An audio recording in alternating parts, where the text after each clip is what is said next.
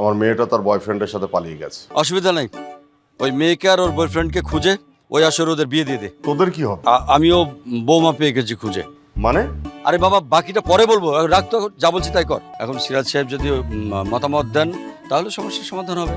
ওরা একজন আরেকজনকে পছন্দ করে ফেলেছে। তুই কি রাজি?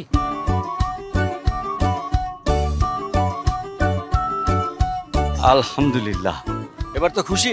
হ্যাঁ বাবা, একদম ঠিক আছে। তোদের গাড়ি ঠিক করতে কতক্ষণ লাগবে? শুভ কাজ আর দেরি করতে পারবো না। আঙ্কেল, মেকানিক ছাড়া তো গাড়ি ঠিক হইব না। ড্রাইভার কাছে মেকানিক আনতে। এক কাজ করেন, আমার কাছে মাদুর আছে, বিছিয়া দেই, এনে বিয়ের কাজটা সেরে ফেলেন। বলে কি? আচ্ছা, এখানে বিয়ের কাজটা কে সম্পন্ন করবে? এখানে কি বিয়ের কাজ সম্পন্ন করা সম্ভব? কেন, আমি আছি না? আমি কাঁদি না? ও তাই তো, ঠিক আছে ঠিক আছে, আয়োজন আয়োজন আয়োজন কর। দাঁড়ান, গাড়িতে আমার একটা শাড়ি আছে, আমি ওকে বউ সাজিয়ে দিই। হবে না মানে? অবশ্যই হবে। আজকেই ওদের বাসর ঘর হবে, কিন্তু বাসর ঘর হবে না, বাসর বাস হবে। রাগ করলা?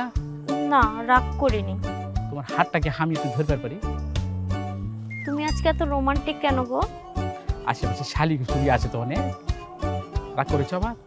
নাও ধরো। ভাল লাগছে অনেক।